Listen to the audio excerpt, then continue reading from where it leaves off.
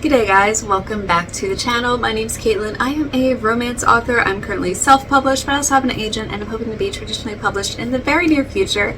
So if you want to follow my journey, stay tuned, stick around, please hit the like and subscribe button so you guys can follow me and see what this author journey is like. It is absolutely wild. I still feel like every single day I have no idea what I'm doing. We are going off of vibes here on this channel and it's been so much fun. My goals for the second half of 2025. There is so much that I want to get done. Now, I am somebody who feels like you need to overshoot a little bit, and then if you don't quite meet it, at least you feel like you've made a lot of progress along the way, rather than making a couple of small goals and you're able to tick them off like it's something on a to-do checklist. I feel like the more substantial and the bigger goals that you give yourself, the more likely you are to put a lot of work and a lot of progress into meeting those goals. I have quite a few for this year, so let's get right into it. Number one, writing goals. What is my plan for the second half of this year? I have one book that is currently with my agent being reviewed. I have one book where I just finished the first draft, but what are my plans for the rest of the year? So my biggest plan right now is to redo Project Sunshine. I haven't talked about it too much on this channel. I talk about it a lot on my Instagram. I do a lot of more updates on Instagram than I do here on YouTube. But Project Sunshine is now turned into Project Captain because the plot has completely changed. It is so different. I initially wrote Project Sunshine and then Project Glitter is the second book in that series. There was a huge swap in my brain as I was drafting Project Glitter. I'm like, no, Project Glitter is actually the first one. Even though I have a completely finished draft of Project Sunshine, I'm scrapping most of it because it will make for such a better story, I think, and is now Project Captain. So my plan is to finish that probably within Q3 of this year, to do a major overhaul, major rewrite. Still loved Project Sunshine, using huge chunks of that still in Project Captain, but it's basically the first third of the book that needs a huge rewrite. So that is a big thing on my to-do list. That is my main focus after Project Glitter is done, is making sure that Project Captain is done and ready to go. We have a date that we plan on going out on sub, so it'll definitely have to be Q3 by the time I'm done all that, because Q4 I think we're planning on going on sub with that book, which is so weird and scary and bizarre to think about because the book is not done. Anyway, that is the plan, that is the goal. We have deadlines, we are meeting the deadlines in 2025. We're doing all the things. So that is one big writing goal. The next one is for Project Hear Me Out. Now that the first draft is done, I want to have all of that edited, tidied up, polished. We have, again, a sort of self-imposed deadline to get that out on sub. It'll probably be Q4 this year, so it does give me a little bit more leeway to focus on Project Glitter and Project Captain, getting those up to par. And Project Hear Me Out can kind of stay in the background, doing some work here and there, sort of as we feel like it. It's more vibey than the other two. The deadline is a little bit further out than the other two, so that gives me a little bit of breathing space with that manuscript. Next up is outlining the next part of Project Hear Me Out, which I don't even have a project title for that. It's basically book 2 in that little trilogy. So I know who the characters are. Like, I feel like I already know these characters in my bones, but I need to actually come up with an outline, flesh things out a little bit more, write out their story. We'll get there. These are not mandatory, need to be done like right now, right away. So that is another plan. Alright, just need to sneeze, jeez. So next thing is the second book following Project Hear Me Out. I don't even have like a project title for it yet. It's just book 2 for now. So book 2 in that trilogy I need to have outlined and to start working on a draft for that. I'm like, I was able to get Project Hear Me Out drafted in 6 months, but I had a little bit less going on behind the scenes. I basically have Project Glitter and Project Captain that I need to focus on. So my main goal is to outline and get about 50% of the way through drafting that. I think that's pretty reasonable given the time frame. So it's something that I can meet, but also would be great to sort of move beyond that a little bit. Yeah, I think that's going to be reasonable because my last big writing goal for the year is to then move on to Project Cherry, which is the third book following project captain. I have like 20,000 words of that already drafted, but I'd like to have the full manuscript drafted by the end of the year. Now it's just the first draft, but that is my goal, is to have that done by the end of the year, because by the time Project Glitter's on sub, whether that gets picked up in, fingers crossed, you never know, maybe I'll get a wonderful 2-book deal and then they'll pick up Project Glitter and Project Captain right away, but if not, Project Captain will be on sub by a certain date. And while all of that is going on in the background, I'll be tidying up Project Hear Me Out, writing Project Cherry, and then outlining and outlining and then writing about the second half of the second book following Project Hear Me Out. So that is a lot going on. There are a lot of stories happening. That is how I work best, though. I like having a lot of projects, so it keeps the momentum going. I feel like if you work on one project for too long, you get a little bit bored of it.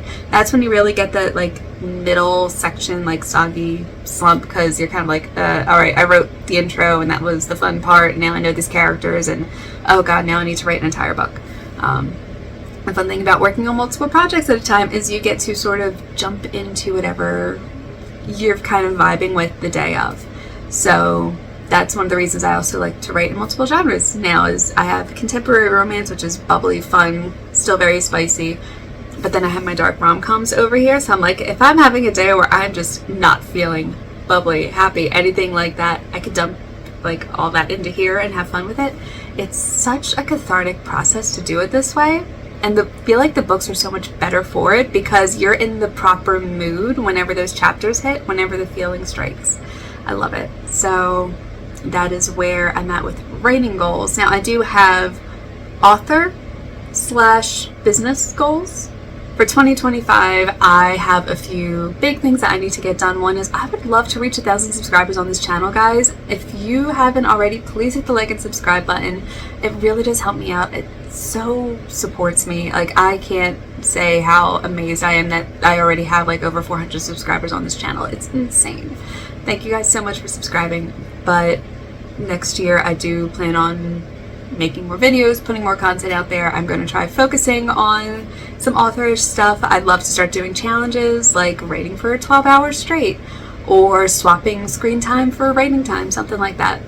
Like, I love those little challenges on YouTube, and I think it'd be fun to start doing them either in the later half of this year or next year. So fingers crossed I will have a little bit more time to do that, given all the stuff that I'm writing. But I really do enjoy talking to you guys. I feel like it's so much fun on here. So that is one goal. Another one is I need to have my website completely redone, revamped. Like, it is just thrown together on Wix at this point. I need something that is professional. I need something that will be a landing page for a newsletter, something where I can update everybody, where my YouTube videos, my Instagram posts and all that stuff get updated to the website as well. So if anybody has any recommendations for a website designer, please, please, please let me know, especially if they're based in Australia, especially if they know the romance genre and how those websites typically look. But yeah, that is a huge thing for me in the second half of this year. I've been saving up because it has cost quite a bit of money to get a website properly done. But once it's done, and it will look so much more professional and a lot better than what I currently have up there right now. I'm not a designer at all. I'm terrible with anything Canva related, book cover related, design related. That is not my forte. So I will leave that to the experts. Know where your weaknesses lie, and don't be afraid to reach out to people who that is their strength. Yes, you typically do have to pay for their strengths. You get what you pay for very often. Sometimes you don't. Sometimes it's the other way around, where you can find a gem who's absolutely cheap, or you overpay for something that's absolutely terrible. But the majority of the time, when it comes to professional things like getting a website design, you get what you pay for. Next is PAs. So once I actually get a book deal, my plan is to immediately hire a couple of PAs. One to do my newsletter, one to focus on social media stuff to help me with the TikTok, Instagram, behind the scenes sort of thing, and one to help build out, now this might also fall into social media stuff, but somebody to help me build out arcs and street teams, things like that, because it takes up so much time. You have to spend all this time learning how to do it as well. And if I'm putting all my time into the social media stuff that isn't me getting the chance to build a community and talk to people, and it's figuring out how to get people on an art team. I'm wasting a lot of precious time where I could be writing, I could be talking to you guys, I could be filming videos, I could be on Instagram. Like, I could be doing the fun stuff. I could be actually focusing on building up the writing stuff, building up a career. And yeah, I'd rather outsource to somebody who knows what they're doing and somebody who I know I can trust and rely on, and we can have a really healthy, long-term professional working relationship that way. That is my goal, basically, to find 1 or 2 PAs who are absolutely fabulous at what they do. If anybody can recommend a good PA, please let me know in the comments down below. I'm open to people who are new to the industry. I'm open to people who are willing to learn how to do things as well. Basically, I'm just looking for a couple people who know their stuff, who know how romance writing works, who know social media. So please, please, please, if you have recommendations, let me know in the comments down below. So general life goals for this year. We are going to visit my family in December for Christmas. I'm very, very, very, very, very, very excited. So basically December we'll be filming a little bit. We'll be doing some vlogs, hopefully some writerly stuff. I'd love to take you guys over to the Free Philadelphia Library. It is gorgeous in there. I will be meeting my literary agent hopefully in DC when we go to visit. We still don't have dates set yet, but once we do, I'll let her know if she's free. We'll probably meet up for dinner or a drink somewhere, which will be so exciting to actually meet her in person. A couple of my agency siblings actually live kind of nearby, like in Jersey or out in the burbs near Philly. So I'd actually love to meet up with them for a coffee too. If anybody is around, that would be fabulous. I have old writer friends from Philly who I'll hopefully get to meet up with as well. Like, there's so many writerly things that I could do on that trip. I'm so excited. I want to visit the new Barnes & Noble that's in Philly because they moved it since the last time we were there. I think the old Barnes & Noble, the one that I used to go to up in Chamonix, is still open. They're doing a huge revamp to that mall and completely gutting it as a mall, and it's turning into like medical office buildings, which is so sad because I spent so much of my childhood there. But if the Barnes & Noble is open, maybe it'll pop up there. But overall, I'm very, very excited. It's going to be such an exciting trip. I can't wait to take you guys along. Some of it will be writing stuff, some of it will just be refilling the creative well. But the trip to Washington is going to be so helpful because a good chunk of where Project Hear Me Out takes place is in DC. So it'll be great to visit there, kind of soak in those vibes. Yeah, I'm really looking forward to that trip. It's going to be amazing. Which I know like isn't necessarily a goal, but enjoying my time there and also filming, because I did not film the last time we were in Philly at all. So just making vlogs, enjoying the time there. I think that's a goal. I think it's not a bad one. Fitness, I've been so bad this year. I mean, absolutely terrible. I canceled my gym membership because I haven't used it in probably way too long. I have no idea. I don't even want to think about how long it's been since I've been to the gym. So starting an at-home fitness routine, something like that, either in the mornings or on my lunch break, maybe like sometime during the evening. I feel like it's going to change. Like, I'm going to say, oh, I'll do it in the morning, and I'll be like, no, it's actually going to be better at like 7 o'clock at night before I decide to get a shower at the end of the day or something. That's probably going to end up working better for me in the long run, but we'll see. It's going to partly depend on when my husband's home too, because he drives trucks and he's away some nights, but not every night, obviously, which is great. But yeah, I want to be able to spend as much time with him when he's home as we can, and not have something like a set nightly gym routine take up any of that time. So yeah, we'll see. It will go on vibes. That will be something I'll worry about second half of this year. I really shouldn't be putting off my health like that. But yeah, it's not something I'm going to focus on the next couple of weeks. Towards the second half of the year, I will figure out a better routine that works for me, works for us, and fits in with my writing lifestyle. Next is cooking. I want to get into cooking again so much more. Like, I just recently used the pressure cooker to make a lamb stew, and my husband had to walk me through it. Like, he was on the phone telling me how to do it step by step, and it turned out so good. The only thing is I forgot to put in seasoning. I didn't put in salt. And in all fairness, he was telling me how to do it, and he didn't tell me to put in salt, but I should have also known it's something that you put in everything.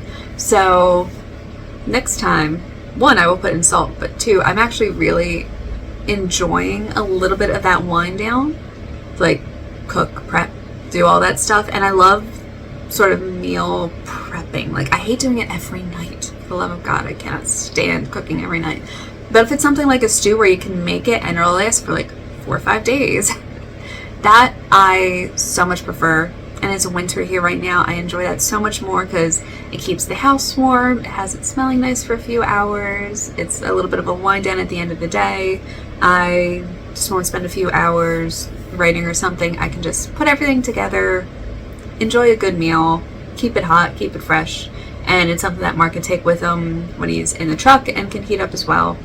So just figuring out some recipes that I enjoy, learning to cook a little bit more. I think that's going to be a big thing for the second half of the year, because even though I know how to cook, like, I know enough about cooking to survive, I don't necessarily enjoy it. So finding something I enjoy and doing it more is basically going to be second half of this year. So that is it for this video, you guys. Some things feel kind of big, some things feel kind of small, but those are my goals for the second half of this year. What are yours? Let me know down below in the comments. What are your goals for the second half of 2025? Do you feel like you are on track to meet any that you might have set up by the start of this year? How are you guys doing on New Year's resolutions? Let me know in the comments down below. I love hearing from you guys. If you guys like this video, please hit the like and subscribe button down below, because it really does help support me and help support this channel. I do appreciate the support, you guys, and I will see you all in my next video. Bye.